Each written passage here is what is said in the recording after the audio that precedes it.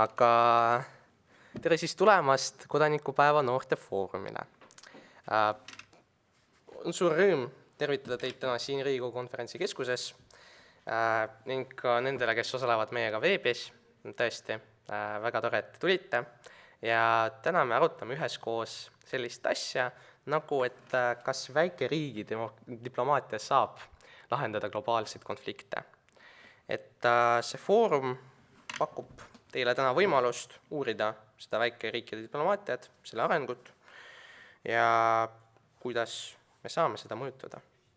Et tänases maailmas, kus erinevad konfliktid, kriisid, nad mõjutavad meid kõiki. Ja milline on siis väikeriikide roll, sealhulgas ka Eesti? Ja tänane üritus on osa noorte diplomaatia koolist, mida Noorteühing Avatud Vabariik siis korraldab. See projekt ühendab nii teooria kui ka praktika selles valdkonnas. Ja tänane üritus võib näiteks ka sind, hea noor, motiveerida liituma Avatud Vabariigiga ja selle noorte diplomaatia kooliga.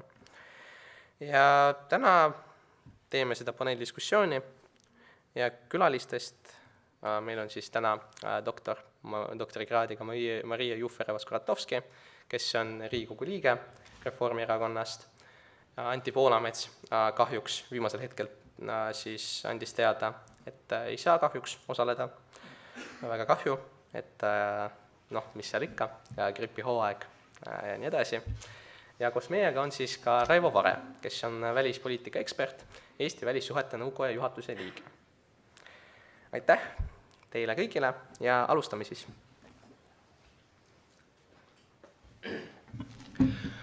Nii, et formaat on siis selline, et esiteks siit tulevad küsimused minult osalejatele ja siis teil igal ühel, kui teil tekib mingi küsimus, siis andke palun käega märku, siis te saate mikrofoni ja enda küsimust küsida.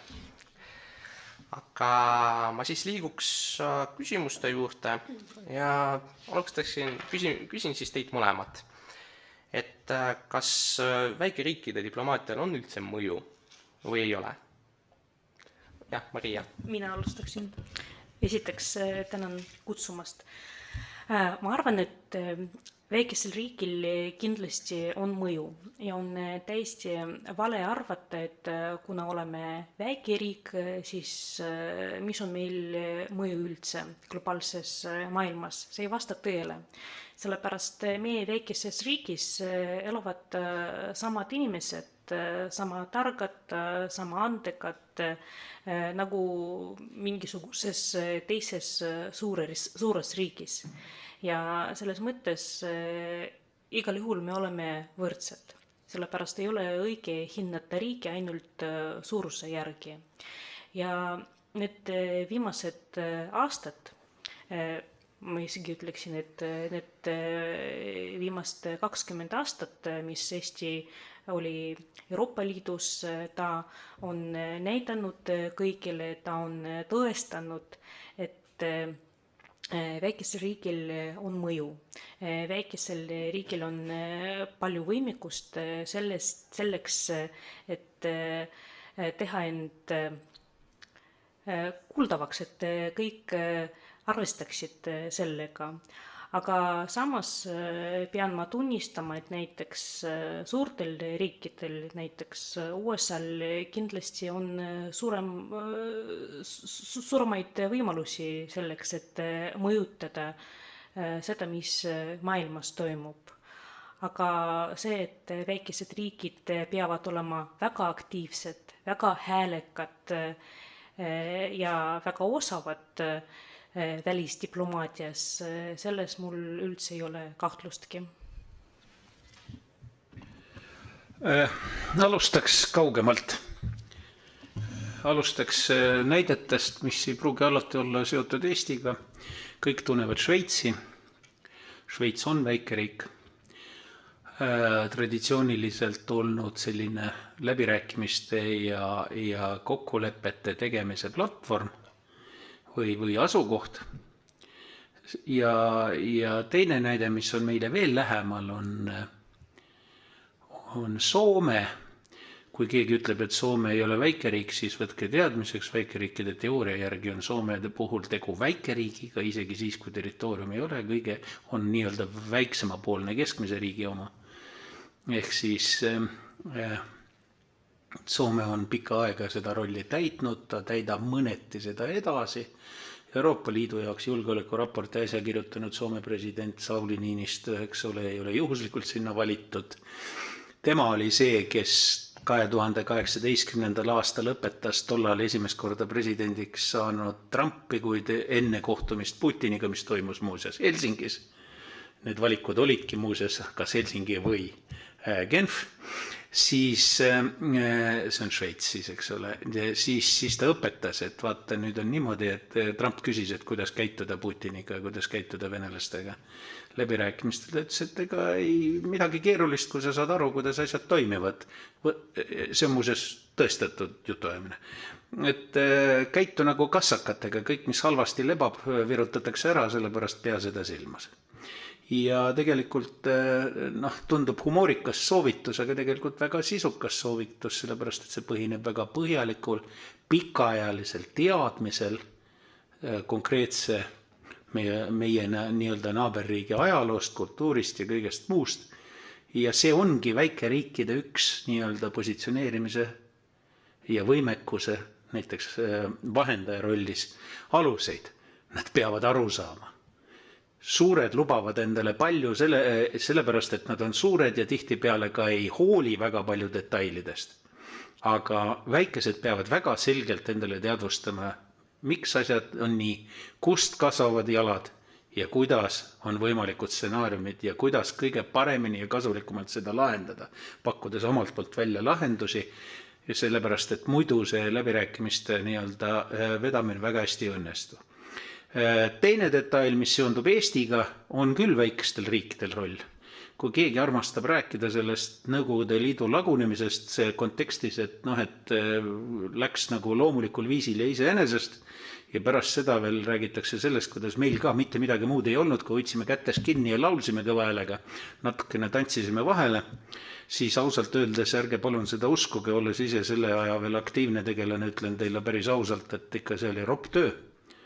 Ja väga paljude inimeste pühendunud missioonitundest kantud pingutus, ühine. Ja siis aitavad ka laulud. Aga kui ei ole seda, siis laulud ei aita. Nii nagu me nägime näiteks Valgevenes 2020. aastal ei aita ka nii-öelda solidaarsustunne üksi. Ja selle tähistuseks ma ütleks niimoodi, et tol hetkel veel alles oma riiklust taastama asunud 87. aastast see protsess läks Eestis käima.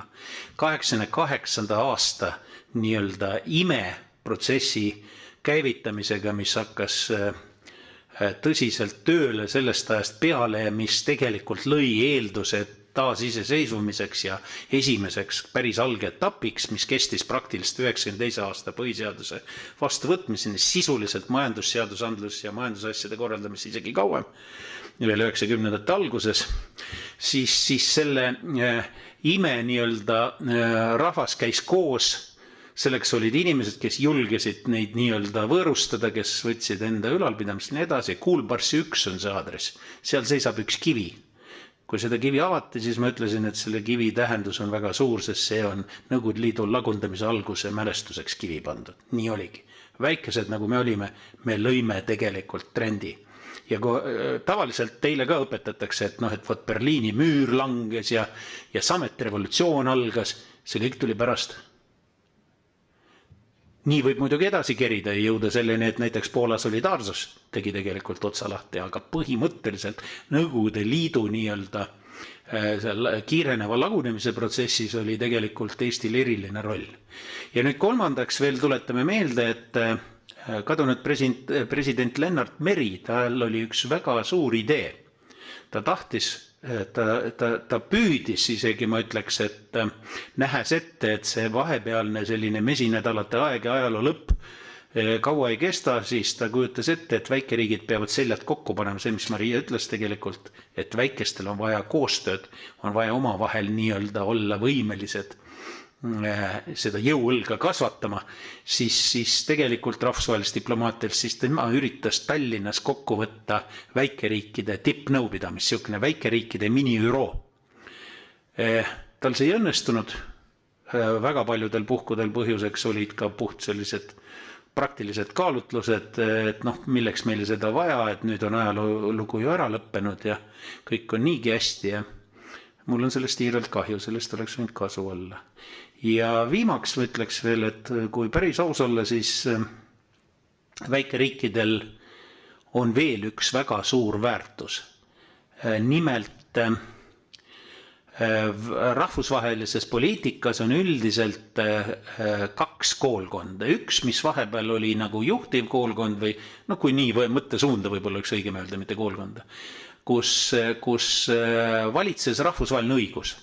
Rahvusvaheline õigus on selle subjektideks olevate riikide võrdsusel põhinev algne raamistik, mis annab esiteks rohkem võimalusi väiksematele ja teiseks ta on selles mõttes õiglane, et kõik on, nagu öeldakse, seaduses võrdsed.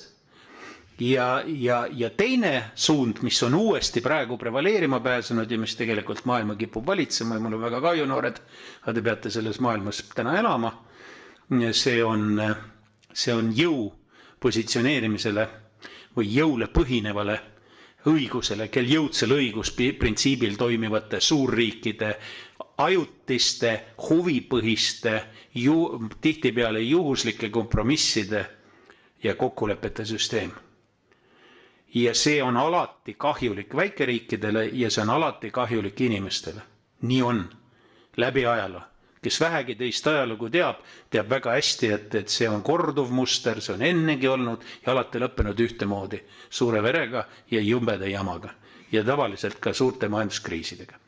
Nüüd praegu midagi ei ole teha, on toimumas maailmakorras ümberjaotumine, see tsükkel, mis algas teise maailma lõpust alates, kus suurriikide, juhin tähelepanu, suurriikide kokkuleppel eesotsas Ameerika Ühendriikidega pandi paika maailmakorra alused, siis see nüüd hakkab lagunema, seda lagundatakse teadlikult, sest see on soodne hetk lagundajate silmis.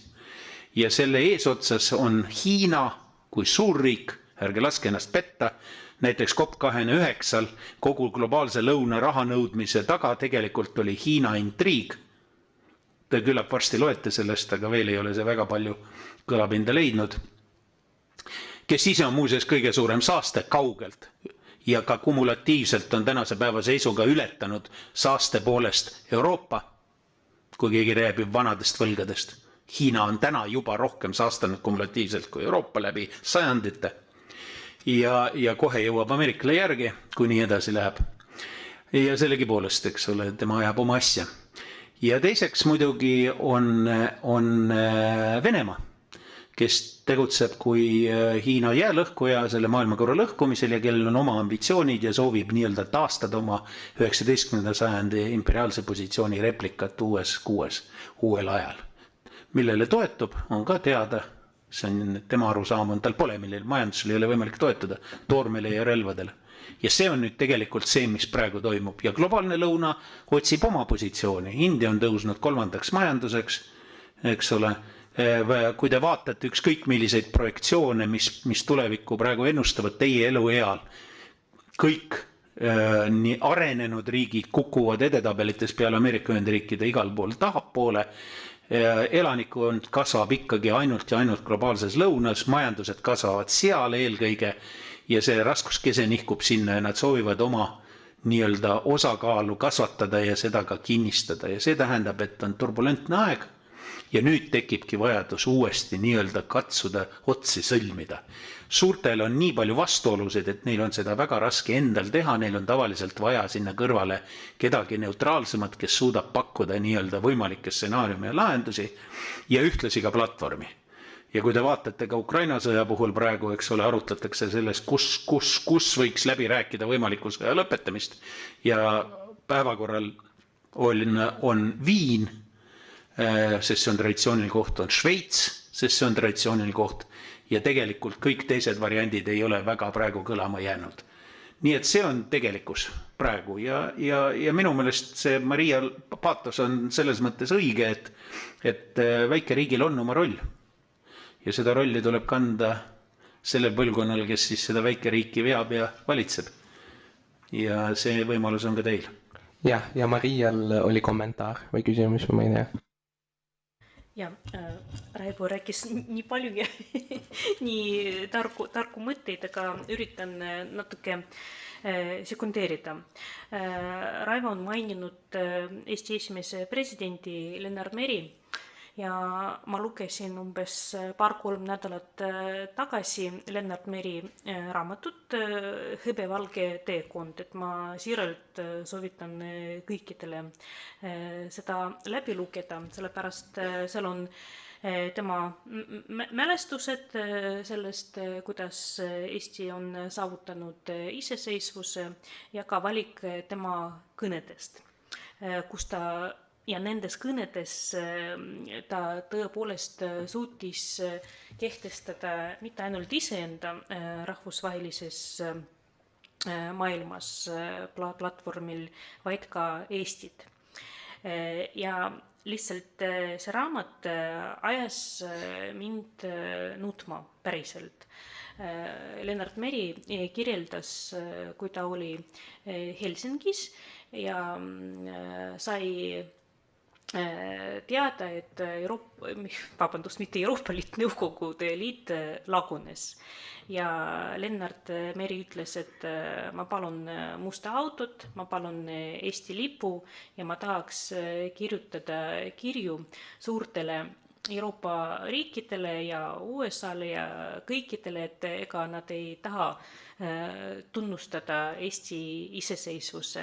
Ja ta kirjeldas seda, kuidas ta sõitis selle musta autoga Helsingite teede mööda ja lehvis see Eesti sinimustvalge lipp ja Lennart Meri tundis, et ta on kõige õnnelikum mees üldse maailmas, sellepärast tema suurim unistus sai täidetud.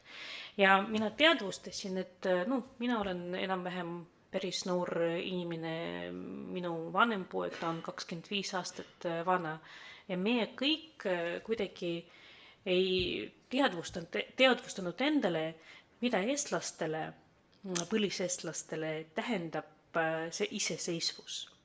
Ja kuivõrd tegelikult habras see on. See ei ole midagi, mida on vaja võtta, nagu peaks nii olema, see on nii loomulik.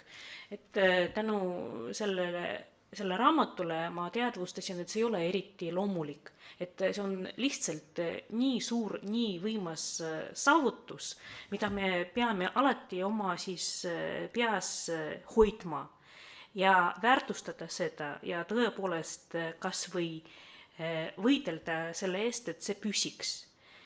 Ja tõepoolest ei ole võimalik ainult tänu lauludele see sai saavutatud, üldse mitte, et tohutult suur töö oli tehtud. Ja mina tahtsin veel meenutada seda, et Riigikogu eelmises koosseisus mina olen Euroopa Nõukogu parlamentaarse assamblee liige. See on selline suur platvorm, suur foorum. Võib-olla on võimalik võrrelda seda Euroopa Parlamendiga, aga põhierinevus seisneb selles, et me võtsime seal vastu erinevaid realisatsiooni soovitustega, et me ei võtnud vastu seadusi Euroopa Liidu tasemel. Ja seal on hästi palju saadikuid, proportsionaalselt olenevalt sellest, kui suur riik nad on, sinna siis valitakse.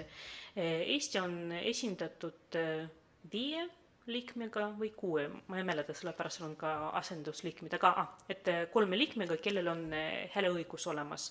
Aga suured riigid nagu Saksamaa, Prantsusmaa, seal mõistagi rohkem liikmeid, 20, 15.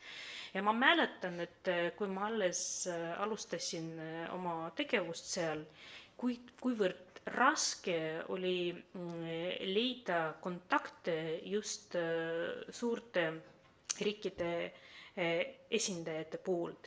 Et oli suht lihtne suhelda Balti riigi kolleegidega, Poola, Ukraina kolleegidega, aga kuivõrd raske oli leida kontakte Prantsusmaa, Saksamaa kolleegidega ja me lõime sellise grupi Baltic Plus, kuhu kuulusid Balti riigid, Poola, Ukraina ja veel mõned üksikud Saksamaalt, Suurbritanniast, Norrast vist oli ja Rootsist. Ja me üritasime teha kõike, et teha end kuuldavaks, et teised suurte riikide esindajad tõepoolest võtsid meid kuuldavaks, et arvestaksid meiega. Sellepärast see oli enne seda, kui täiemahuline sõda Ukrainas plahvatas. Venemaa tol ajal oli ka Euroopa Nõukogu Parlamentaarses Assamblees esindatud. Ja meie eesmärgiks oli seletada teistele, et tegelikult Ukraina seisund on väga habras, see on väga ohtlikus seisundis ja ma mäletan, et kuivõrd keeruline see oli, sellepärast mul oli selline tunne, et justkui nad eriti ei taha võtta meid tõsiselt, no mis need väikeste riikide esindajad siin lärmavad ja midagi nõuavad ja üritavad kedagi milleski venda, aga kui see sõda plahvatas, siis ma nägin, et selline suhtumine muutus lihtsalt päevapealt ja nad nägid, et nendel Balti riikide esindajatel oli kuidagi õigus Venemaa osas. Et selles mõttes, et see on äärmiselt keeruline, sellepärast suurte riikide esindajatel on võib-olla natuke sihuke rahulikum ja võib-olla natuke ülbem suhtumine, et justkui nemad just mõistavad asjadest paremini. Aga ajalugu on näidanud, et ikkagi õigus oli meil väikestel riikidel ja just meid oli vaja kuulata rohkem. Et selline kiire küsimus vahele, aga kas see suurus ja ülbus nendel suurriikidel, kas see on pigem eelis või kuidas seda saab defineerida näiteks? Kes teab diplomaatia ajalugu, kunagi eksisteeris selline mõiste nagu kahuripaatide diplomaatia. See on mitte midagi muud kui sõjalisele jõule toetuv nii-öelda oma agenda, oma mängureeglite peale surumine väiksematele ja nõrgematele, milleks tollal kasutati siis meredel olevat ülemvõimu ja nõndanimelt kahurpaate ehk sõjalaevu, sealt ka nimetus. Nii et tegelikult see ei ole lõppkokkuvõttes, see võib anda jooksvat konjunktuurset edu, aga see kindlasti programmeerib sisse pidevad ja pikaajalised pinged. Nüüd mina tahtsin Mariale veel lisaks siia lisada ka, kui palju tuleb ikkagi tööd selle nimel teha ja hoida ka, luua traditsioon ja hoida seda, see sama Soome näide praegu. Eks ole, kuskil Foreign Affairs vist kirjutas sellest, et Soome presidendid olid traditsiooniliselt need, kes vahendasid ida ja läänd külma sõja ajal ja et Soome presidendid olid need, kes nii-öelda mõõdukalt, nimetame asju õige nimega, pugedes Moskvale, hoidsid nii-öelda halvimat ära nii enda riigi jaoks, kui ka suutsid olla kasulikud rahvusvahelises diplomaatilises läbikäimises. Nüüd siis öeldakse, et uus president Alexander Stubb, briljantne vend muuses, ja me lähme talle külla nüüd selle nädala lõpul, et see inimene oli selline, kes nagu esmapilgul tundus, et ta on liiga läänelik, et ta nii-öelda kaotab selle Soome traditsioonilise positsioneeringu ära. Ei midagi taolist. Stubb on tänaseks rääkinud Ameerika presidendiga, Ameerika uue presidendiga, on rääkinud Xi Jinpingiga ja tegelikult igal pool on teda võetud kui traditsioonilist Soome nii-öelda tugeva diplomaatilise traditsiooniga tippesindajad, kes teab, millest ta räägib ja teab, mida pakkuda. Ja see on nüüd see koht, kus tegelikult Eestil oleks olnud ka šanss Noh, kui ma rääkisin siin president Meri plaanidest, mul on siiralt kahju, et see ebaõnnestus. Me olime temaga taasvabanemise valitsuses kolleegid ja hiljem väga palju käisime veel läbi, kuni ta president tuli ja hiljem ka. Ja ta tegelikult pidevalt muretses selle eest, et temale kuulub see ütlus, eks ole, et rahvusvaheline õigus on väikeriigi tuumarelv, sest päris tuumarelva ju pole. Ja tema loogika oli selline, et paneme seljad kokku ja teeme selle, ehk siis nii-öelda jutumärkidest tuumarelvast, teeme selle relva, mis takistab suurtel ülekäte minemast. Ta juba nägi ette Venemaa arenguid, kahjuks see oli ka meie ühine teema, ta juba nägi ette Hiina arenguid, tal ei olnud illusioone, et lõpmatuseni kestab see ajaloo lõpu narratiiv, mille eelkõige Ameerika tol hetkel välja käis, kui külm sõda läbi sai. Ja tegelikult tema kogu nii-öelda elu lõpp möödus tegelikult katsetes aidata kaasa valmistumiseks uueks perioodiks. Ja see on täpselt see, mida me praegu peamegi tegema, nii et teie peate tegema tegelikult. Nii et jõudu. Nii, et äkki saalist tuleb isegi mingi küsimus? Jaa, ikka. Ma lihtsalt tahtsin jätkata Raivo mõtted. Ma ütlen teile täitsa siiralt ja otsekoheselt. Ma tõepoolest arvan, et teil ei ole vedanud. Sellepärast te elate väga keerulisel ajal ja me kõik ei tea, mis meid ootab tulevikus. Ja ma tahtsin lihtsalt teile öelda, et te peate olema väga targad. Te peate olema haritud, te peate olema head inimesed õigete väärtustega, et saada selles elus hakkama. Et ühelt poolt teil tõepoolest ei vedanud, et te olete nii noored ja toredad, aga elate nii keerulisel ajal. Aga lohutuseks, see on mulle ka lohutuseks, Raivole, kõikidele teistele, et samas me elame väga huvitaval ajastul, et igavaks kindlasti ei hakka. Aga miks te peate olema targad, haritud, nutikad tragid? Sellepärast täiesti pretsedentitu informatsioonisõda meil praegu kestab siin Eesti territooriumil. Ma arvan, õnneks te vist ei loe palju publikuid Facebookis, kus lausa kiidetakse heaks kõike seda, mida Putin teeb. Aga lihtsalt te peate endale teadvustama, et see aeg, et see seis, milles me elame, et lihtsalt pakub teile väga palju väljakutseid. Ja teie suurim väljakutse on Eesti demokraatia kaitse ja selle vabaduse kaitse ja selle eest võitlemine. Et need ei ole lihtsalt tühjad üleolevad sõnad, aga see on meie reaalsus, millega me praegu elame. Ja ma siiralt loodan, et võib-olla kõik konfliktid lahenevad, sellepärast vähe sellest, et Ukrainas täiemahuline sõda, et veel Iisraeli-Palestiina konflikt, et ühesõnaga, et väga-väga keeruline seis maailmas ja kuidas Eesti esindajad näitavad end selles konfliktis, kuidas nad oskavad kasutada oma diplomaatilisi oskusi selleks, et läbi rääkida palju asju teiste suurte riikide esindajatega, sõltub ka seda, millises maailmas me elame tulevikus.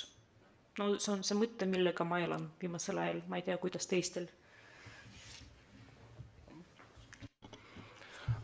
Igaks juhuks tahan küsida, et kellelgi tekkis küsimus näiteks informatsioon selle kohta, et me kasutame interneti iga päeva elus ja see on täitsa oluline asi, et me teaksime just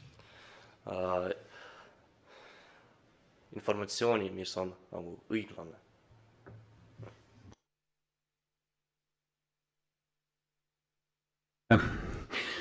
Ma selle infosõja teemadel tahaks lisada midagi omalt poolt, kuna vanema inimesena ma mäletan teisi aegu ka, kui interneti veel polnud, uskuge või ärge uskuge. Te kindlasti olete kuulnud korduvalt seda klassikalist ütlust, et internet on inimõigus. Te kindlasti teate ka seda, et täna tegeleb maailmas päris suur hulk autokraatlikke režiime sellega, et sellest väitest nii-öelda jagu saada. Ehk siis piirata internetti, piirata informatsiooni liikumist, suunata seda. Ja selleks on mitu erinevat strateegiat ja üks nende strateegiatest on keelav, piirav, tehniline piiramine, suure Hiina nii-öelda müüri ehitamine, seal on isegi nimetus.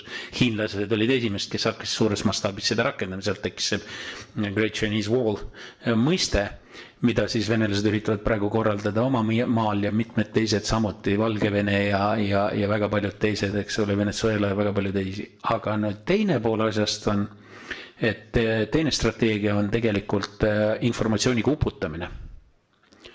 Informatsiooniga suunatud informatsiooniga uputamine. See on see, millega teid võetakse. Ja see on täpselt see, mis on eelkõige suunatud nooremale, intensiivsemale võrgutarbijale. Ja see nüüd käib ka täie rauaga see teema. See on täiesti hämmastav. Ma olen ise suhteliselt aktiivne, kes teab, see teab ja jälgin päris palju, mis toimub ja ma olen hämmingus, missugune meeletu massiiv on suudetud üles kütta viimase 6 aastaga, laias laastus juba enne sõda algas see pihta Venemaa poolt, aga see on sellepärast, et Venemaa on minu erihuvi, aga võtame ükskõik millise teise teema, täpselt sama lugu. Ja see läheb ja läheb edasi. Selle abil manipuleeritakse, suunatakse mõtteviise, demotiveeritakse muuseas teinekord täpselt sama hästi. Nii et tegelikult, ja selle kõigele otsa tuleb veel kõik see, mis seondub materiaalse maailma mõjutamisega. Pildikult on see elektrivõrkude ründamised, mis iganes, eks ole, utility'd, need on siis erinevad kommunaalmajanduse valdkonnad, kus on ka täna rünnakud juba ammu toimunud ja ära katsetatud ja on küberrelvad valmis pandud. Lisaks sellele eksisteerib veel üks relv, millest tuleb ka rääkida ja mis on suurriikide käsutus olemas, mida nad on väga ettevaatlikult, kuid aeg-ajalt siiski katsetanud. Ja see ei ole tuumarelv. See on EMP. Teate, mis see on? Elektromagneetiline impulss, millega lüüakse välja absoluutselt kõik, mis üldse nii-öelda toimib. See on side, see on elekter. Muuseas, internet töötab ka huvitaval kombel elektril, nagu te teate. See on lainesageduse tumbe, see on põletamine, läbipõletamine tehnoloogiatel. Ja see kõik on täna juba olemas ja seda hoitakse varuks. Ja ta on kõigil olemas, kõikidel suutel. Nii et kui te rajate oma ettekujutust oma tulevasest elust sellele, et te olete online'is pidevalt, et läheb nii, nagu Elon Musk on nüüd öelnud, eks ole, et tegelikult ei ole üldse enam mingeid mobiiltelefone ega arvuteid, vaid on Neuralink ja see on teil peas, üks chip. Ja sellest täiesti piisab, sest kõik oma asjad saate niimoodi ajada, siis nüüd kujutage ette, et EMP-iga kärsatatakse teie chip läbi. Ja sellepärast ärge jätke analoogmaailma maha. Kasutage oma oskusi, oma vanemate teadmisi, oma vanavanemate teadmisi, kes elasid ainult ja ainult analoogmaailmas. Et ikkagi hädavajalikud oskused omandada, seda on vaja. Seda on päriselt vaja. Ja teine asi, mida ma veel soovitan, on siis väga kindlasti on vaja nii diplomaatia nii-öelda huvilistel kui ka lihtsalt asjast arusaamise huvilistel, et tegelikult on võimalikult palju sellist kvaliteetset informatsiooni katsuge tarbida ja veel mitmes keeles mitmest allikast. Mina näen seda kurvastusega, et meie meedia on väga ühekülgne. Kuna mina töötan valdavalt võõramaise meediaga, siis ma võin kinnitada teile, et seda informatsiooni on võimalik hankida kordades kvaliteetsemalt ja palju operatiivsemalt kui meie meedias, kes 2, 3, 4 päeva või 4 nädalat hiljem hea kui jõuab selleni. Ja see tähendab ka seda, et teil on vaja vallata keeli, teil on vaja teada ajalugu, Kui te tahate vähegi aru saada rahvusvahelisest poliitikast, siis te peate saama aru ajaloost ja väga mitmete riikide ajaloost. Muuseas, siit ka vastus sellele moderaatori algsele küsimusele selle suurriikide ülbuse kohta. Üks osa sellest probleemist on, et suurriikides ei teata ajalugu. Nad ei tea õieti oma ajalugugi. Hämmastav, kui vähe teatakse isegi eliidis teinekord seda, aga raudselt on jama sellega teiste konkurentide ajalooga. Need narratiivid, mis neile on mingil viisil kommunikeeritud ja kohale jõudnud ja ära omandatud ja täna on, ütleme niimoodi, et suurte riikide rahvusvahelise poliitikaga tegelev eliit, take my word, on tegelikult, kuidas nüüd öelda, nad on mõneti isegi mürgitatud mingisugusest sellest reaalpoliitiki ajaloo segust, mis on tulnud kuskilt minevikust. Lausa nõuka propaganda stampidest teinekord. Ja see täiesti hämmastab mind. Nad ei pea teadma Eestist väga palju, me ei ole liiga tähtsad selleks, aga nad ei tea mitte midagi. Üks minu funktsioon on mõningatel kogunemistel aeg-ajalt rahvusvahelistel käimisel on see, et ma lihtsalt seletan näppude peale ajalugu. Inimestele, kes on olnud peaministrid ja presidendid. Nad ei tea sellest kalligi. On analüütikud, kes on olnud näiteks Ameerika Ühendriikide tipus analüütikutena.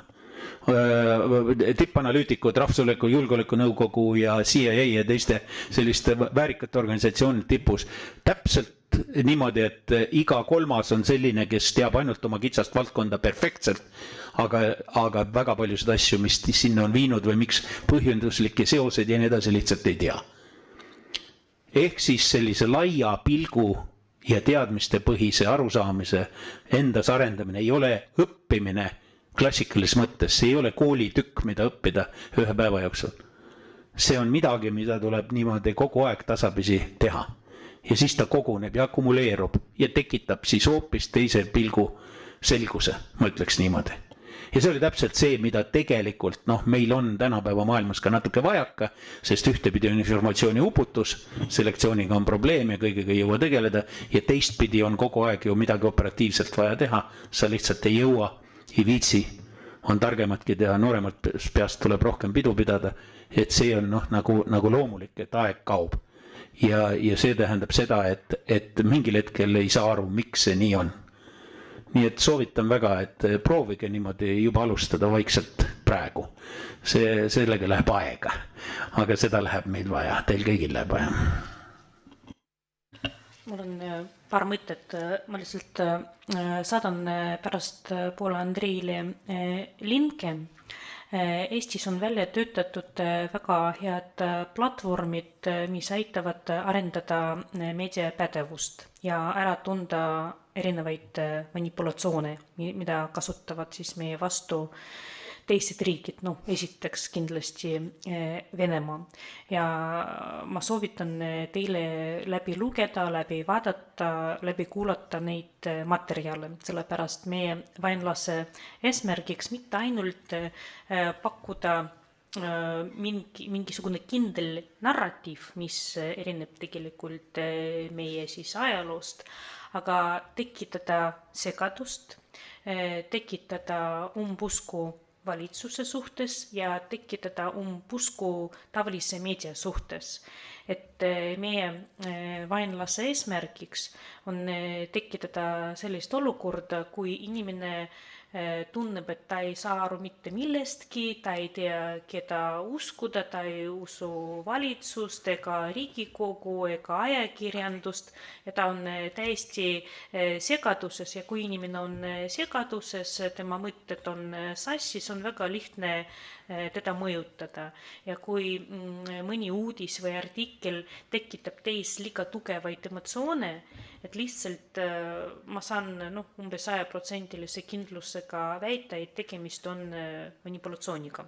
Lihtsalt ma edastan kõik need lingid ilusti kõik ainult eesti keeles, ma ei tea, miks ainult eesti keeles, mina soovitaksin nendega tutvuda ka vene keelt kõnelevatele siis ühiskonnagruppile, aga mul on teile küsimus. tulles tagasi meie teemale, kas väikeriigi diplomaatia saab lahendada globaalseid konflikte. Kas te olete kursis, kes on Euroopa Liidu välispoliitika kõrge esindaja? Praegu või tuleb? Praegu, no juba valitud.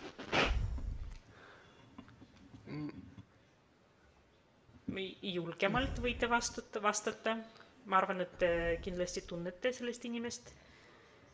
Tegemist on Eesti endise peaministriga Kaja Kallasega.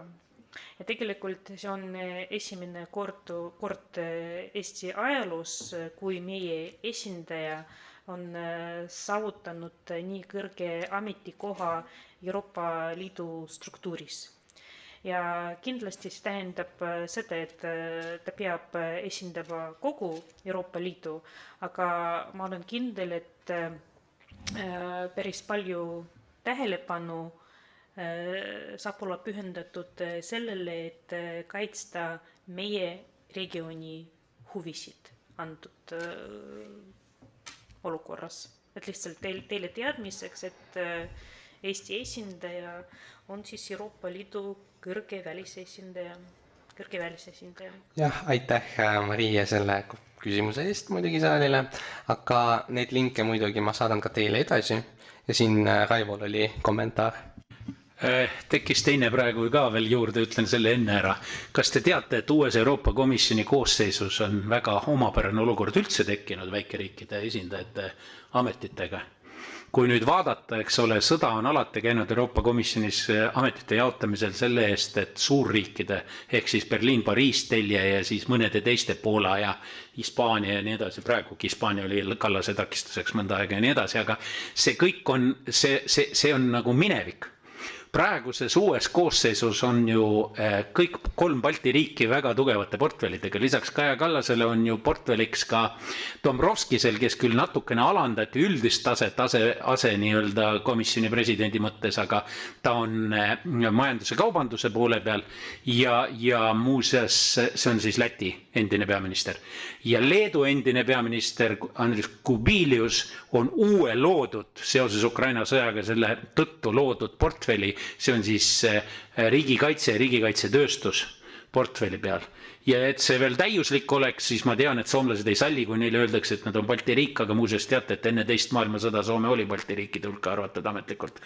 Siis Soome esindaja Valkoniemi on tegelikult asepresident ja vähe sellest ta on digitaal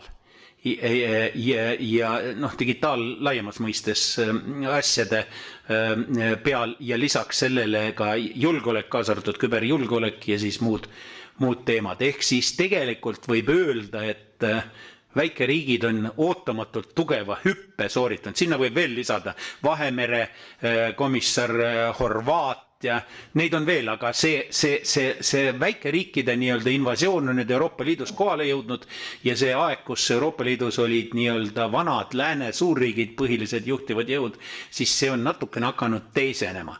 Seal on mitmeid põhjuseid, me ei ole täna siin välispoliitika arutelus otseselt, miks see nii on, aga miks ma sellest räägin, see on tunnustus väikeriikide võimekusele, nende juba nii-öelda ettevalmistatusele ja teha asju, kus Euroopa on hädas.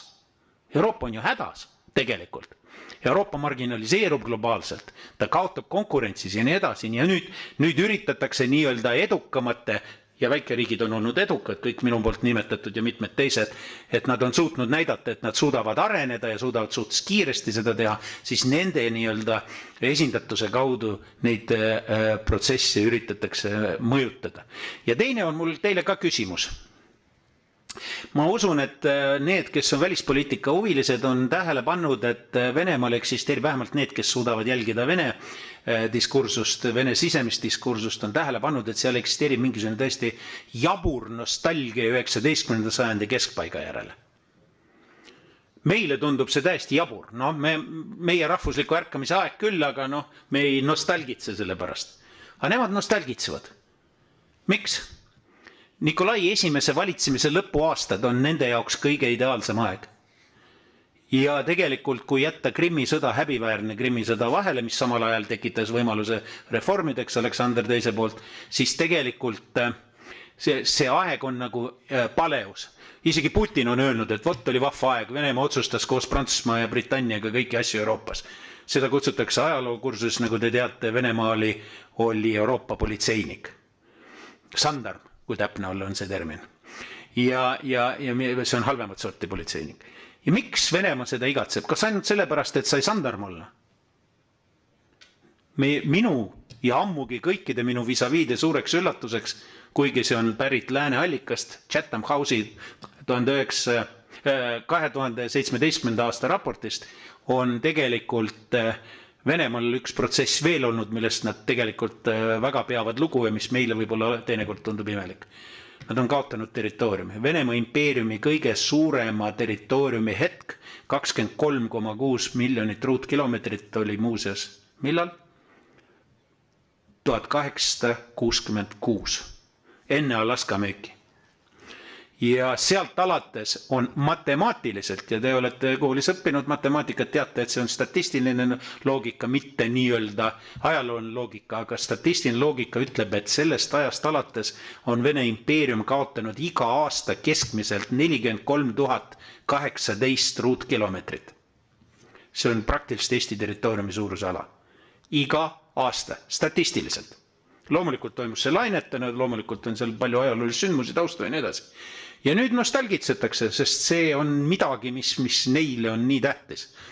Ja ei ole tähtis, et täna moodustab Ukraina okupeeritud territoorium 0,6% Venemaa territooriumist. 0,6%. Lahmakas Siberid, jumala tühi, inimtühi. Vähe sellest, kõik, mis jääb Uurali taha, tühjeneb inimestest. Mul just äsja tuli üks kaart huvitav, kus näitab, kuidas 2000. aastast 2020. aastani on tühjenenud kõik Venemaa idaalad. Eranditult kõik Venemaa idaalad. Ja ainult teatud kolded nii-öelda Euroopa osas on tulnud rahvast juurde. Ja sellises olukorras ikka on seda maad vähe. Ja see on nüüd see koht, kus teinekord arusaamine ajaloost, arusaamine ajaloolist kultuurilist taustat tuleb kasuks. Venemaa jaoks on see tähtis. Meie ei saa aru, ka praktilised poliitikud ei saa aru, mida kuradit nad seda territooriumit seal tahavad kogu aeg vallutada. Kogu aeg on vaja juurde maad, nagu oleks vähe. Kõige rohkem maailmas pika puuga, 2 korda rohkem kui järgmistel Kanadal ja nii edasi. Ja see põhjus on hoopis teistes kohtades ja see põhjus on sügavalt ühiskonnas, mitte ainult seal kuskil Kremli peremeestel. Ja sealt kasvavad ka väga paljud poliitilised otsused lõppkokkuvõttes, ilma et nad ise ka seda tegelikult teadvustaks. Nii et see oli lihtsalt tõestus sellele minu alguses öeldud teesile, miks on vaja rohkem teada, et aru saada ja seda paraku ka praktilised poliitikud alati ei suuda tagada. Aga teil on võimalus, te olete noored, te olete õppimisvõimelised ja himulised veel, eks ole, ja tehke seda. Aga kui tulla tagasi selle Venemaa teemale näiteks, siis mul selline küsimus teile, härra Vare, et Venemaa alustas juba sõjaga põhimõtteliselt aastast 2014 juba.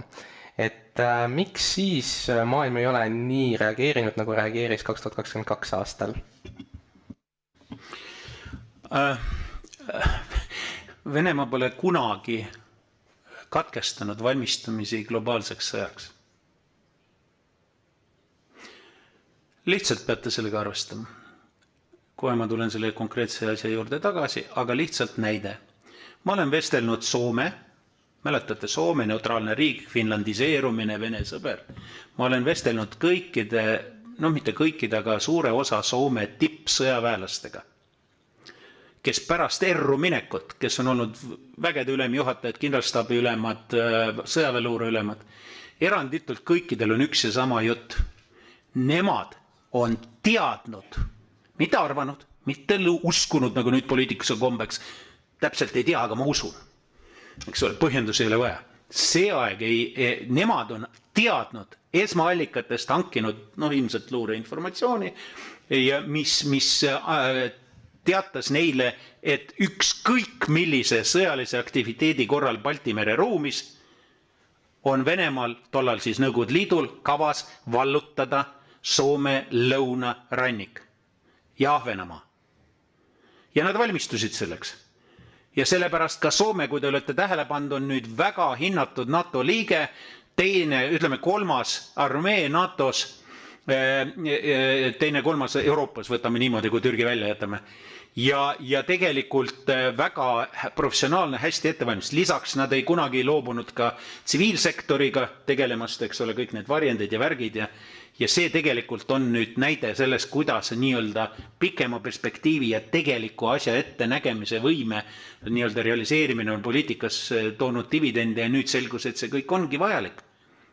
Ja see on nüüd see koht, kus ma nagu ütleks, et meie kaasa arvatud ja enamus suuremast jaolt maailmast ja Euroopast ja arenenud riikidest ka on tegelikult selle võime minetanud ja nüüd tuleb lihtsalt suure hooga tasalülitada. Aga mis see küsimus oli? Küsimus oli see, et kuna Venemaa alustas ju sõjas Ukrainas 2014. Küsimus, jah. Tähendab, sõja alustamisega on nüüd niimoodi, et sõjalisi harjutusi on Venemaa teinud läbi ajaloo viisil, mis eeldab frontaalsõja vallandamist Euroopa teatril. See ei ole ja üldsegi mitte siin lähiümbruskonnas, nagu nad püüavad praegu näidata, vaid laiemalt. Ka kõikidel sõjaväeõppustel on nad seda harjutanud, kaasa arvatud tuumarünnakuid.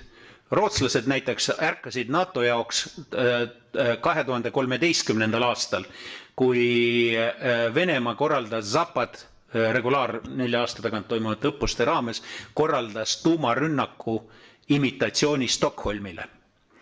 Ja rootslased ei suutnud isegi skrämblimiseks lennukeid üles tõsta, sest kõik lendurid olid läinud nädalavahetuseks koju. Ja tegelikult politsei funktsiooni, nii-öelda scrambling, seda kutsutakse, täitsid Taani lennukid ja Taani lendurid. Siis ehmatati esimest korda ära ja hakati natuke liigutama ja nagu te teate, pööre on toimunud, eks ole. Nüüd tegelikult on nende nii-öelda see kavade loogika oli tegelikult väga selgelt ja ühemõtteliselt välja öeldud president Putini poolt 2007. aasta kurikuulsas Müncheni kõnes. Ma olen vestelnud Münchenis kohal olnud inimestega eesotsas Müncheni julgeolekukonverentsi tollase peakorraldaja härra Wolfgang Ischingeriga, kes on väga prominentne Saksamaa diplomaat olnud, suursaadik Washingtonides, Moskvates, igal pool ja kes korraldas aastaid seda konverentsi. Ja ta on ausalt tunnistanud, et sel hetkel, kui Putin seda juttu 2007. aastal rääkis julgeolekukonverentsil, ta istus esireas koos prominentsete asepresidentidega ka Ameerika Ühendriigist ja peaministritega ja kõikidega, eks ole. Nad niimoodi esimese hooga tõmbasid kopsu õhku täis ja siis imestasid ja siis järgnev mõtteviis, mida nad isegi omavahel arutasid, oli, no kus kurat sellega nüüd tuleb, no mida, no kes nad siuksed on, neil pole jõudu ega võimetki. Putin rääkis ausalt ära, mis plaan oli. Ja ta järgib seda plaani. Sõda ei alanud 2014. Sõda toimus kogu aeg. Sõda on tegelikult käinud alates laias laastus, on ta käinud nüüd süsteemse hübriidsõja vormis üha kasvava mahuga, on ta käinud 2000 aasta paiku alanud. Tegelikult hakkas ta sisuliselt teise Tšetšeenia sõjaga, kui päris aus olla. Ja sealt võib kerida täiesti loogiliselt pikk jutt, meil pole seda aega täna, kuidas ta on kerinud ja kerinud peale, see on olnud tegelikult paleus. 2011. aastal üks Venemaa think tank IMMO, Instituut Международной экономики, международных отношений, mis on juba Kremli aegadel, nõukogude aegadel oli Kremli üks olulisemaid mõttekodasid ja kus on väga suur Vene välisluure osakaal ja mõju. See instituut tuli välja Venemaa strateegiaga aastani 2030. Rõhutan, 2010 tegid nad selle valmis, 2011 väike osa sellest avaldati, ma olen küll näinud ka seda suuremat osa, tollal me käisime veel läbi. Ja see strateegia deklareeris täiesti ühemõtteliselt, et Venemaa kavatseb oma kohta maailmas tugevdada, kasutab selleks tema käsutuses olevaid vahendeid. Nägi ette ka Hiina tõusu ja Ameerika Ühendriikide üldist nõrgenemist, kuid ikkagi liidrirolli mingil määral jäämist, Euroopa nõrgenemist ja Venemaa nii-öelda tugevuseks kviteeriti seal järgmise asju. Ma alati räägin sellest, et kuulge, targad inimesed ju, nad oskavad malet väga hästi mängida strateegiatega. Nad nimetasid, mis on Venemaa tugevused. Loodusvarad, aatomitööstus, relvad ja sõjavägi. kaasa arvatud kaasaegne nii-öelda strateegiline relvastus. Ja kava saada suurem koht, tähtsam koht maailmas 2030. aastaks. Ja see oli juba 2011 avaldatud. See ei ole üleöö tekkinud. 2004 on esimest dokumendid, mida mina olen trasseerinud kätte. See oli siis julgeoleku, see on eraldi, see ei ole julgeoleku nõukogu, vaid see on analoog ühiskondlikel vormilist alustel, mis avaldas raporti, kus ta kirjutas ette Venemaa presidendile, kes juba tolleks ajaks oli teist korda valitud Putin, mida ta peab tegema. Kõik on kirjas, kõik üks ühele, tsitaadid, ma loen, kuidas kasutan neid, tsitaadid. Nii et selles mõttes ei ole midagi uut siin päikse all. Aga seda peab teadma, sellest peab aru saama. Lääs ei saanud sellest aru. Lääs ei võtnud seda tõsiselt. 2006. aastal ma modereerisin ühte arutelu Moskvas, kus olid siis ühel pool olid siis Vene välispoliitika parlamentaarsed tipud ja teisel pool olid siis Euroopa erinevate parlamentide väliskomisjonide pealikud ja paar spiikrit vahele. Parlamendispiikrit ma mõtlen. Ja need inimesed arutasid, rääkis täiesti erinevaid keeli juba 2006. aastal. Ühed rääkisid ühisest ruumist ikka veel, ikka sellest ühistest väärtustest, milleni liigutakse. Mäletate, Euroopa Liidul oli 4 ühisruumi ja väärtuste põhist, eks ole. Ja teised rääkisid huvidest ja seejuures ajutistest huvidest. See oli juba 2006. aastal täpselt samuti see ruumis saali 4-nurkse laua taga istudes oli juba ilmselge, eks ole. Ja nüüd me siis imestame. Aga kus nad olid, miks nad aru ei saanud, sest tausta ei olnud, oli usk, oli lootus, oli ajaloo lõpu soov, et see jääkski nii, see ei jää nii. Jah, Maria. Lisan, ja tõepoolest, et ei suutnud uskuda, et Venemaa võib nii käituda, ei võtnud eriti tõsiselt, aga miks nii juhtus? Sellepärast Lääs tegelikult ei taipanud, mis Venemaal toimub. Sellepärast Venemaal elab üüratult palju inimesi täitsa vaesuses. Ma ei tea, kuskil külades, kus neil ei ole vetsed ega kuuma vett ega midagi, ja elavad sama nagu, ma ei tea, Stalini ajal. Et selles mõttes need inimesed ei ole neid välismaalase passi, nad kunagi käinud kuskil välismaal ja ainult nende lõbu ja lootus ja mida iganes on see telekas ja nende propagandasaadetega. Ja kui inimene on täitsa vaene ja tal ei jää midagi, kui tunde, et uhkus suure riigi pärast, et me valutame kedagi, et ma ei tea, meil on Krimm või mida iganes. Aga samas inimesed Euroopas elasid täitsa erinevalt, enam-vähem heal järjel, normaalse haridusega, et reisisid, et lihtsalt, et elasid ja elavadki täitsa erinevates maailmades. Ja kui näiteks Venemaa suurtel osa inimestel ei ole mitte midagi kaotada, kui sõda tuleb. No võib-olla, ma ei tea, tatar läheb natuke kallimaks, aga muidu nad kasvatavad oma ajas kartuleid, porgandeid, mida iganes. Et nende jaoks ei muutu suht palju, aga võib-olla nende poeg või mees saab suur palka, kui läheb sõtta. Aga eurooplastele see sõda muutis väga palju ja kardinaalselt ja nende elutase langes, et kõik me tunneme inflatsiooni ja mida iganes.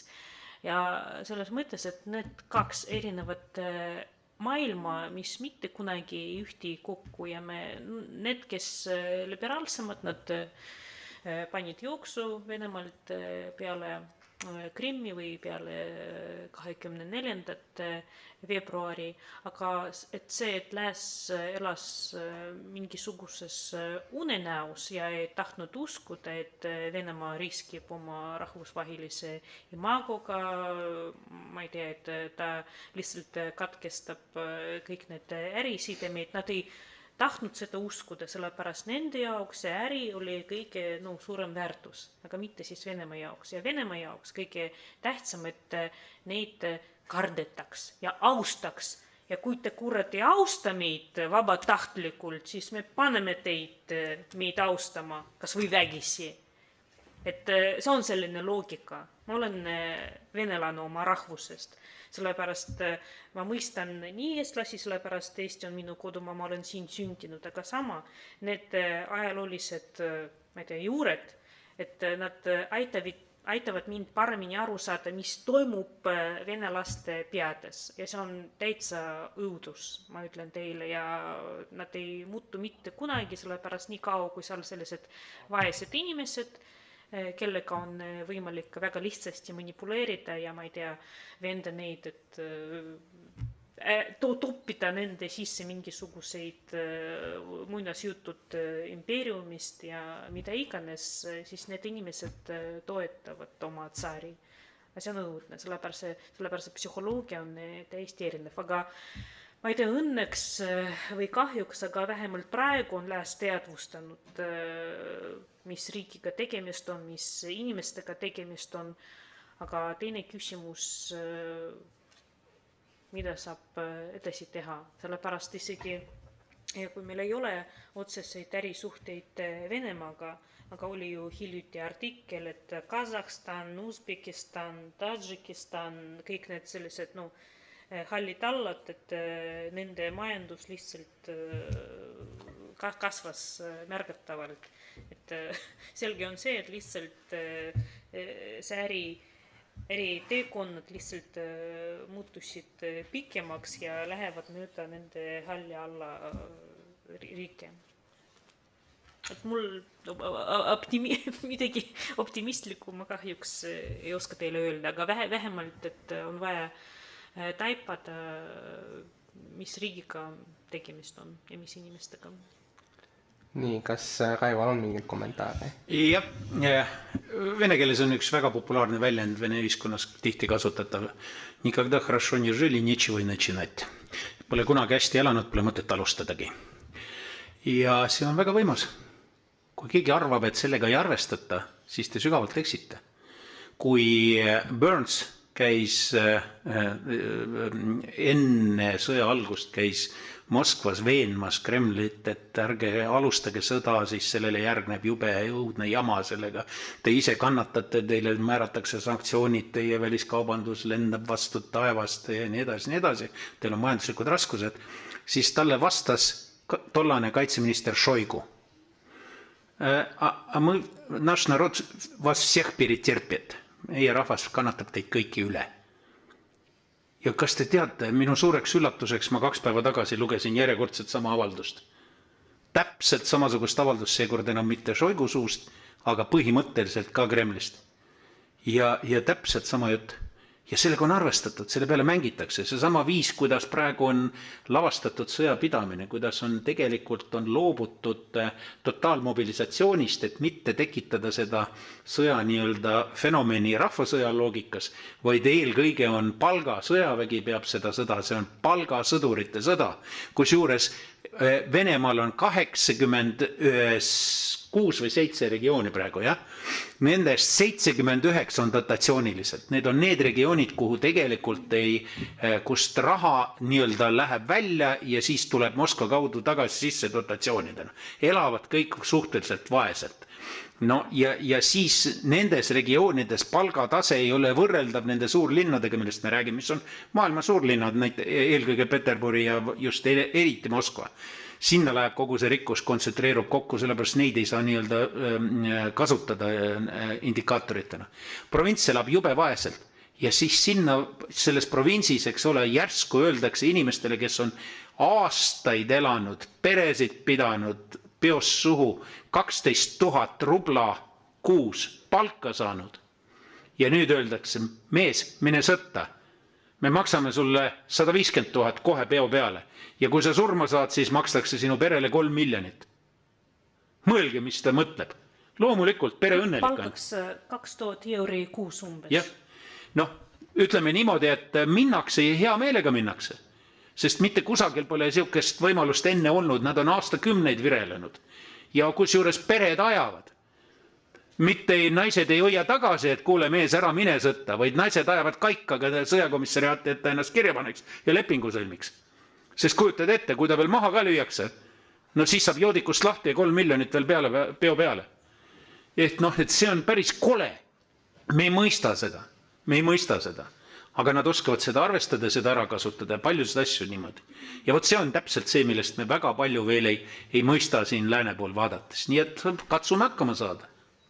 Need oleme meie, kes me oleme piiririigid, kellel me on ajalooline kogemus, kellel on kultuuriline interaktsiooni kogemus, kellel on tegelikult ka väga nii-öelda, kuidas öelda, mõistmine sisse kodeeritud, sest meil ei ole teist valikutki olnud. Me peame olema ju väike riigina ka diplomaatias ja vahendajategevuses ja ka enda huvides seismises piisavalt paindlikud ja piisavalt informeeritud.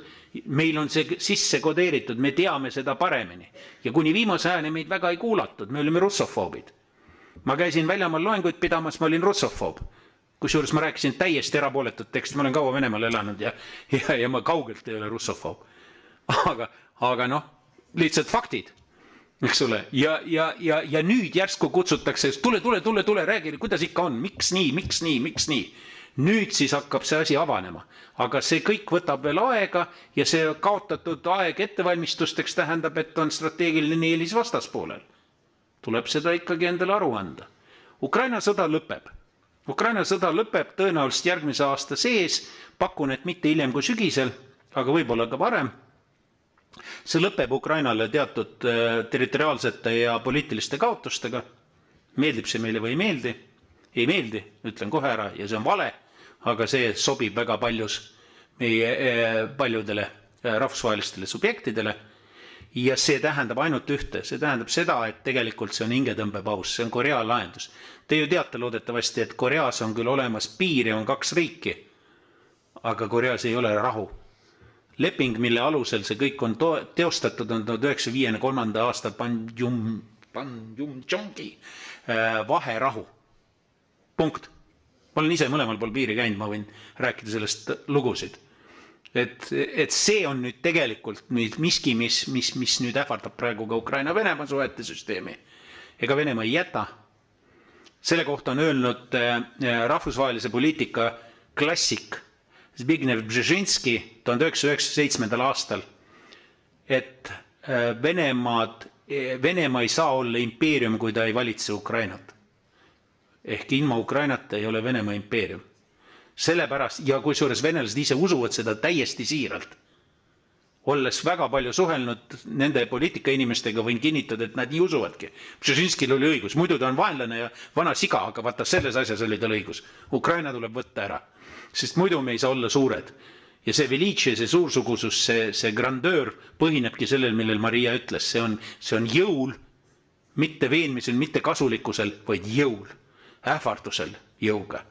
Ja siis sellega nii-öelda hakatakse arvestama siis Venemaaga rohkem tänu sellele. Ja see on traagika, sest kogu vahepealne maailma ülesehitus põhines veenmisel, kokkulepetel, koostööl, majanduslikul kasul ja reeglid, kõik asjad, eks ole.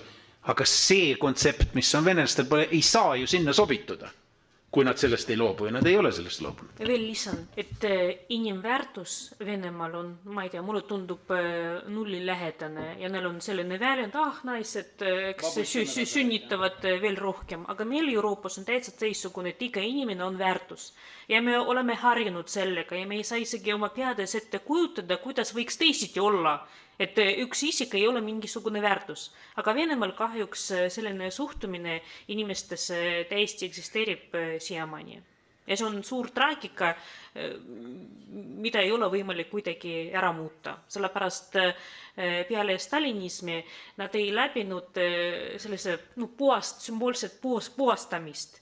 Nad ei kandnud karistust selle eest, et nad küüditanud oma inimesi, et tapnud neid vanglates, laagrites, kus kohas iganes. Et nad ei teinud sellest mingisuguseid järeldusi. Kui näiteks Natsi-Saksamaa on teinud sellise sümboolset puhastamist ja nad võtsid see süü omaks ja see kogu rahva süütunne oli.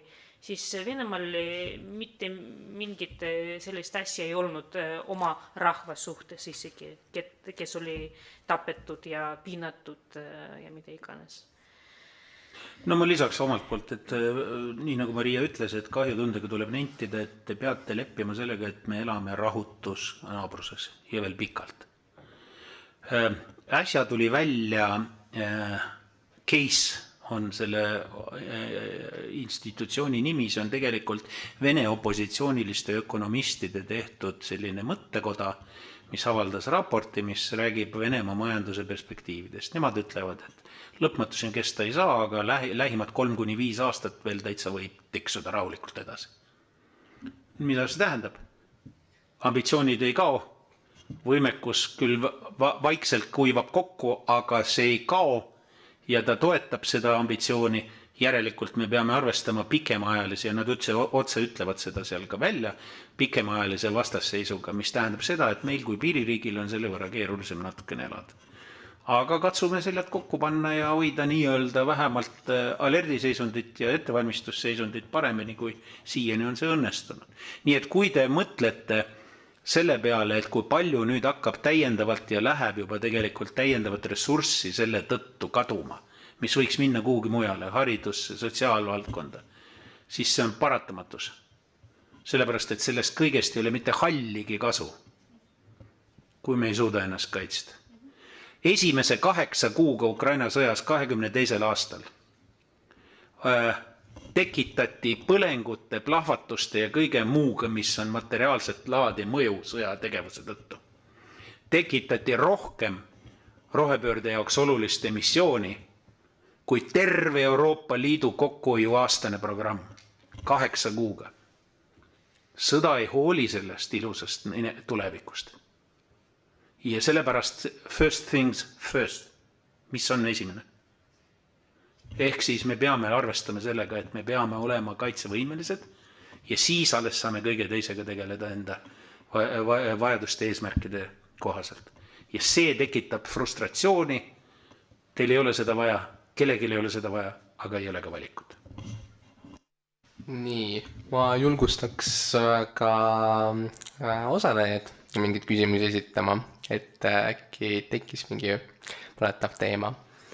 Ja pole lolle küsimusi, et on olemas lollid vastused, kuid ma usun, et siit lolle vastuseid ei tule. jah, küsige julgelt.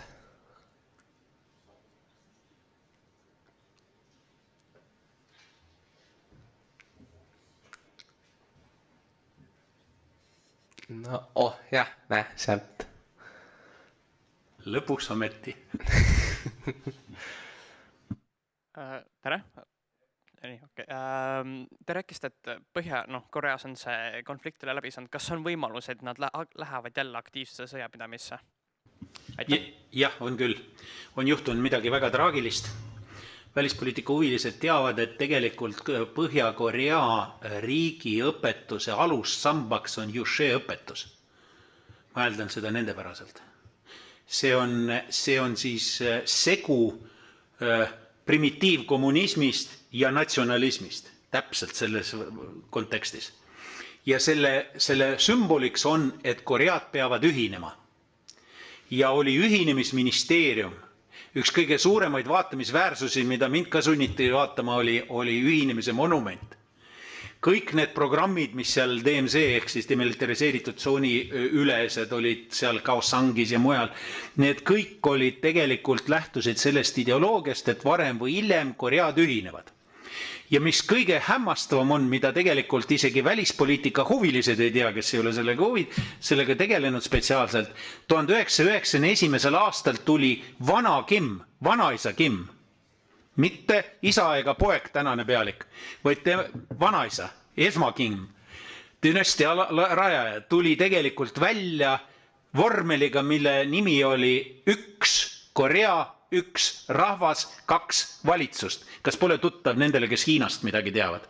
Ja kusjuures selle taustaks oligi täiesti sügav veendumus, et kuna selleks hetkeks oli arusaadav pärast Korea sõja nii-öelda lõppu ja tehnilist arengut, milles Lõuna-Korea Ameerika toel oma kaitsevõimet, sealhulgas mitte ainult majandust, vaid kaitsevõimet tervikuna arendas hästi kaugele, siis Põhja-Korealased said aru, et võib-olla praegu kohe sõdima võib-olla ei peakski, et prooviks nii-öelda sellist Hongkongi mudelit.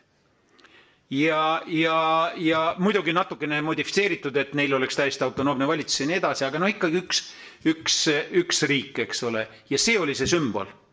Ja vaadake, te olete lehti lugenud, teate, et praegu Põhja-Korea on lõhkunud ühinemissamba, ajanud laiali ühinemisministeeriumi, lõhanud Kaosangis kõik objektid, mis olid ühisettevõtted ja koostööprojektide nii-öelda asukohad Lõuna-Koreaga ja vähe sellest on hakanud ehitama seina ja on sinna lisaks veel ka lõhkunud teeühendused, neil on seal üks raudtee ja kaks teeühendust olid üle piiri, ka need on kõik ära lõhutud, sõna otseses mõttes lõhatud koos sildade, värkide, kõikidega asjadega. Kui mina seal käisin, siis ega nad olid kogu aeg valmis natukene sõjaks. Ma nägin seda, kuidas olid teedele paigutatud niimoodi, vaat meil tegeleb linnavalitsus idiotismiga siin liikluse korralduse sildi all, eks ole, paneb neid lilleklumbe keset teed, eks ole. Vaat seal olid nad ka samamoodi keset teed ainult teisel põhjusel, need ei olnud lilleklumbid, need olid betoonplokid. Loogika oli selline, et isegi käte jõul on võimalik need betoonplokid hetkega lükata tee peal ette, sest nad kogu aeg valmistusid, et tuleb sõda. On vaja kaitseotstarbel seda teha, eks ole. No ma võin teile öelda, et kõige tihedama suurtükiväe paigutusega liin rahu ajal on läbi ajaloo olnud Põhja-Koreas. Demilitariseeritud tsooni piiri peal ja osaliselt ka sees, aga tegelikult valdavalt väljas, sest see demilitariseerimine tähendas seda, oli kokku paigutatud piki lühikest suhteliselt paarisaja kilomeetrist lõiku oli paigutatud 11 600 kahuritoru. Mis te mõtlete, kus kuradi kohast nad neid mürske võtavad? 22 tehast huugavad, kogu aeg huugavad. Praegu annavad venelastele mürske. Nad tegid oma torude jaoks. Torude ulatus on kuni Seulini. Seul on 42 kilomeetrit DMZ-st. Seuli pilvelõhkujate katustel igal pool te näete, kui te hoolega vaatate, näete raketiseadeldisi. Õhutõrjekompleksid on seal. Eks ole, mõnel pool ka kahurid ja neil on eraldi süsteem selle jaoks välja töötatud. Korea loogika oli selline Põhja-Korea, et nad massiivse, mitmemiljonilise järjepideva tulistamisega lasevad kogu selle vahemaa Seulini, lasevad täiesti lagedaks ja siis sisenevad oma väiksema võimekusega, kuid arvukamate sõjaliste jõududega ja võtavad siis nii-öelda initsiatiivi sõjas. See oli strateegia avalik. Ja nüüd lihtsalt nad on jälle uuesti ringiga sinna tagasi jõudnud, mis iganes kaalutlustel. Noorun on otsustanud, et see on nüüd uus nii-öelda võimalus ja palejus Korea jaoks. Nüüd ta on saanud tänu sellele koostööle venelastega, on saanud endale satelliiditehnoloogia, on saanud endale raketitehnoloogiat juurde, on saanud õhutõrjevõimekust juurde, ma ei räägi sellest, et lisaks sellele on ta saanud süüa. Sööki saanud, seal on nälg pidevalt, sõna otseses mõttes. Nälg. Ja see kõik on nii-öelda meeldiv, aga ta saab ka tehnoloogiat ja tehnoloogia on päris tema jaoks on kõva samm edasi. Tuumatehnoloogia sai ta ju samamoodi, eks ole, Nõukogude Liidu käest sisuliselt. Osaliselt Hiina abil, aga osaliselt täitsa otse. Sest Nõukogude Liit on juba kogu aeg pidanud Koread maailmasõja lõõtsutamise kohaks. Nõukogude Liit Stalini ajal kavatses kasutada Korea sõda maailmasõjaks, 3. maailmasõjaks. Ja Mao oli üks nendest, see on vähetuntud fakt, Mao oli üks nendest, kes küll sekkus sõtta, aga sekkus viisil, mis välistas tema globaliseerumise 3. maailmasõjaks. Sellest on kunagi Venemaa ajaloolased kirjutanud poliitbüroo dokumentidele toetudes, aga see on kõik kadunud ja enam netist ka ei leia. Aga ma olen seda lugenud. Ja see tegelikult on see palejus, mis on seal pikemat aega olnud ja nüüd on otsustanud Noorun mingil põhjusel uuesti selle taha minna, sest see on talle kasulik nii režiimina kui ka mingil kujul ta kujutab ette, et ta saavutab sellega edu. Ja muuseas, Põhja-Korea armee on arvukuselt hinnanguliselt 4. armee. Ja ma saan lihtsalt lisada, et Põhja-Korea sõdurid sõdivad praegu Ukrainast Venemaa poolt. Et selles mõttes teevad harjutusi. Aga samas, kui te räägite sellest, kuidas nad niimoodi saavutavad, siis neil ei ole seda teemat, mis venelastel, et makstakse raha. Raha makstakse, aga raha makstakse otse unnile peo peale. Ja sõdurid ei saa midagi peale jooksva ülalpidamise ja vähe sellest, nende pered on pantvangis. Te ei kujuta ette, kui rõvedad on laagrid Põhja-Koreas. Neid nägime vähe, neid püüti varjata, aga mõnda ikka nägime. Ma olen kursis Gulagi teemaga, see on Gulag Kuubis. Kõik asjad Põhja-Koreas olid Stalini aeg Kuubis. Kõik negatiivsed. Ja seal on ka kombeks, et kui keegi reedab, kui näiteks pildikult öeldes antud juhul sõdur reedab, siis see tähendab automaatselt, et maha lüüakse kõik tema pere ja ka tema suguselts parimal juhul pannakse pikaajalist vangi, vaid üldjuhul lüüakse maha. Ehk siis seal on teised mängureeglid. See on tänapäeva maailm, see on päris elu, nii hullu pole Aafrikas kuskil ja see on tegelikkus. Ja sellises olukorras inimesed on elanud ja vastu pidanud ja isegi toime tulnud. Ma siin retsenseerisin ja tutvustasin ühte Põhja-Korea põgeniku raamatut mõni aeg tagasi, kus ta kirjeldab, ta oli kusjuures veel privilegeeritud, muuseas Põhja-Koreas on 52 klassi ehk kasti. Nad ei ole võrdsed, kommunistlik riik. Eks oli, isegi Indias ei ole nii palju. Ja seejuures oli ta, eks ole, vaatamata sellele, kuidas nad seal toime tulid ja kuidas ta põgenes ja kuidas ta seda kõike kirjeldas. Ja kui sa oled seal käinud, siis sa hakkad uskuma. Kui sa ei ole seal käinud, siis ei usu. Arvad, et see on kõik mingisugune ulmekas, mingisugune õudukas ulmekas. Aga ei ole. Ja need inimesed elavad, 24 miljonit inimesed elavad, vahepeal suri 5 miljonit ära nälga, siis jälle elavad edasi, eks ole, sünnitavad lapsi ka ja muudku panevad ja muudku teenivad, kõik peaaegu on kogu aeg sõjaväes ja kogu aeg püssi all, vahet pidamata. Ja kogu aeg tapetakse ka omi vahet pidamata ja see süsteem eksisteerib. Ja miks me arvame, et mõni teine ei suuda niimoodi? Stalini ajal ka ju mitukümmend aastat pandi, eks ole, samasuguse asjaga enam-vähem. Nii et me oleme tegelikult uuesti tagasi sellises imelikus ringis ja Aasias õudselt kardetakse, et seal läheb sõjaks.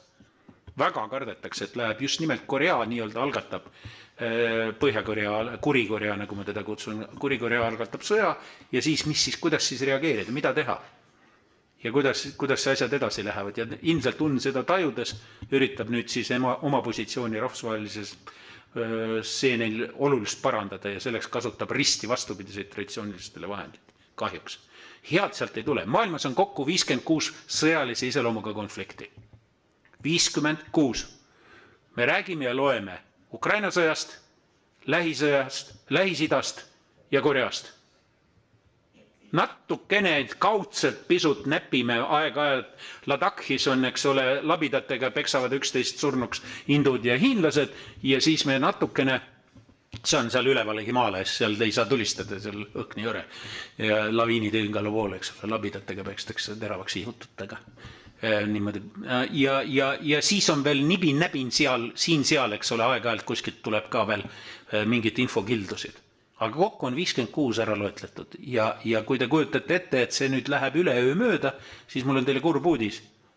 Enamus neist säilivad tervedele eluaja jooksul. Teie eluaja jooksul. Ükskõik, kas nüüd lahendatakse lähimad konfliktid lähiajal ära või mitte. Nii et see on meie tänapäeva maailm. Te olete sellesse maailma sündinud ja peate selles elama. Nii, võtaks veel ühe küsimuse saalist ja siis mina esitaksin ka ühe küsimuse veel. Näiteks. Näe, siit täitsa ees tuleb üks.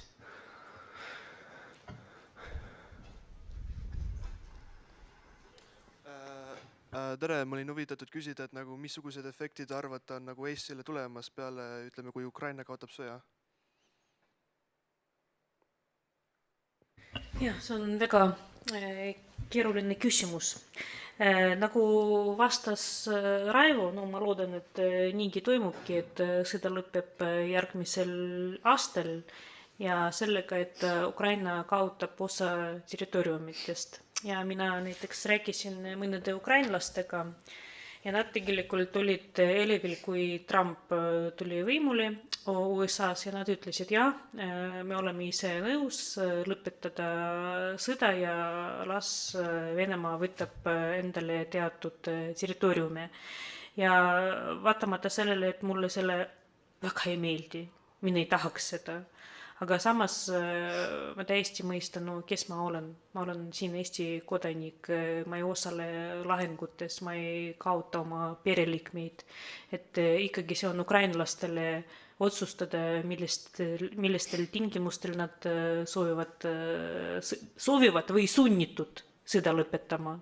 Et see on iseenesest küsimus ja mulle tundub, et pigem see sõna sunnitud on siin asjakohasem. Aga samas ma olen täitsa veendunud selles, et kui see sõda lõpeb, see on ainult paus, et Venemaa ei peatu, et võib-olla ta lihtsalt kogub jõudu ja teeb järjekordse sammu.